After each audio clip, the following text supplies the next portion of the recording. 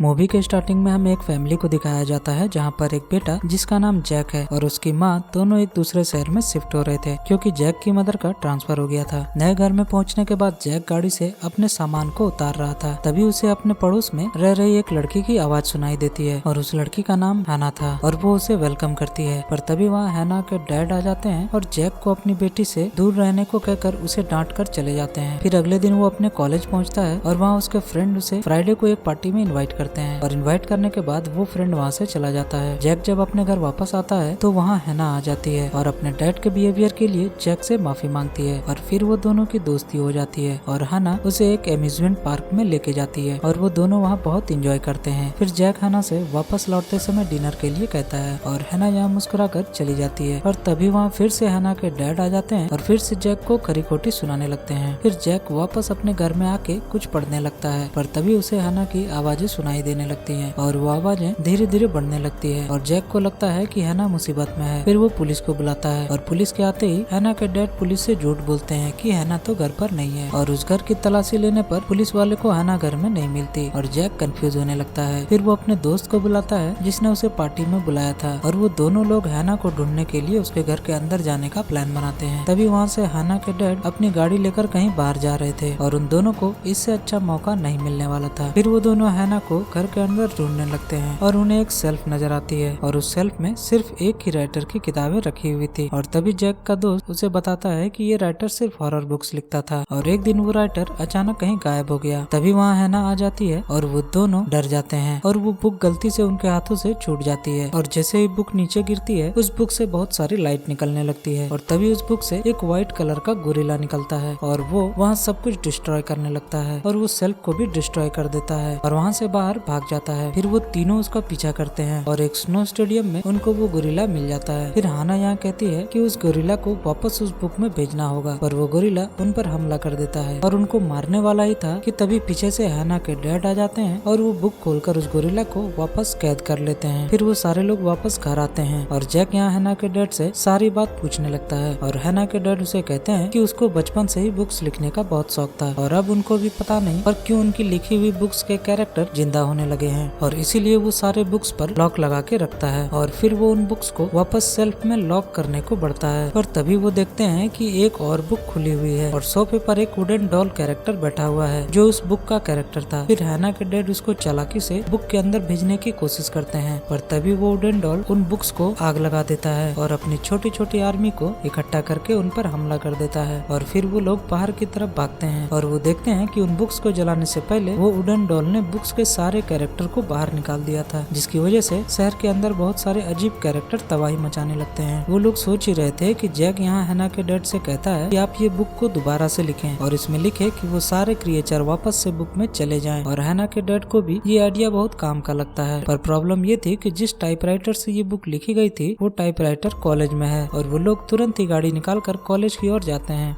पर रास्ते में ही उन्हें एक बहुत बड़ा इंसेक्ट उनकी कार को रोक लेता है और उनकी कार को तबाह करने लगता है और वो लोग किसी तरह पास के एक स्टोर में आ जाते हैं और स्टोर में भी एक भेड़िया था जो कि वहाँ पर रखे गए मीट को खा रहा था और फिर वो भेड़िया उन पर भी अटैक कर देता है और वो लोग डरकर वहाँ से भागने लगते हैं। वो लोग उस भेड़िए से बचकर भाग ही रहे थे तभी वहाँ जैक की आंटी आ जाती है और वो उस भेड़िए को जोर से टक्कर मारती है और उन लोगों को बचा लेती है। फिर वो लोग कॉलेज तक जाने के लिए शॉर्टकट लेते हैं जो कि कब्रिस्तान से गुजरता था और तभी जैक देखता है कि मूनलाइट से हैना ग्लो करने लगती है और वो शॉक हो जाता है पर तभी वहाँ कब्रिस्तान से बहुत सारे डेड बॉडीज बाहर निकलने लगते हैं और वो लोग फिर से अपनी जान बचाकर कब्रिस्तान के गेट से बाहर आ जाते हैं और वो लोग किसी तरह कॉलेज पहुँचते हैं और फिर वो लोग टाइपराइटर ढूंढ ही रहे थे तभी जैक यहाँ हैना के डैड से हैना के बारे में पूछता है और फिर हमें पता चलता है कि हैना भी एक बुक की कैरेक्टर है और उनको भी हैना के डैड ने ही लिखा था और ये बात खुद हैना भी नहीं जानती। तभी वहाँ हैना आ जाती है और कहती है कि टाइपराइटर मिल गया है और हैना के डैड अकेले में बुक लिखने चले जाते हैं पर तभी वहाँ वही बड़ा इंसेक्ट आ जाता है और कॉलेज के गेट को तोड़ देता है। फिर जैक कॉलेज में मौजूद कुछ दोस्तों की मदद से हैना के डैड के रूम के बाहर बहुत सारे चेयर्स लगवा देता है ताकि कोई भी मॉन्स्टर अंदर ना जा सके। फिर हमें वही वुडन डॉल नजर आता है और वो सारे बुक्स को खोलकर उनके मॉन्स्टर को बाहर निकाल देता है और उन बुक्स को जला देता है। उस डॉल के पास अब बुरे कैरेक्टर्स की आर्मी तैयार हो गई थी जो कि इंसानों के खिलाफ लड़ने वाली थी। उधर हैना के डैड वो कहानी लिख ही रहे होते हैं तभी वहाँ वही एविल डॉल आ जाता है और हैना के डैड की उंगलियों को इंजर्ड कर देता है ताकि वो बुक ना लिख सके और वो लोग जल्दी से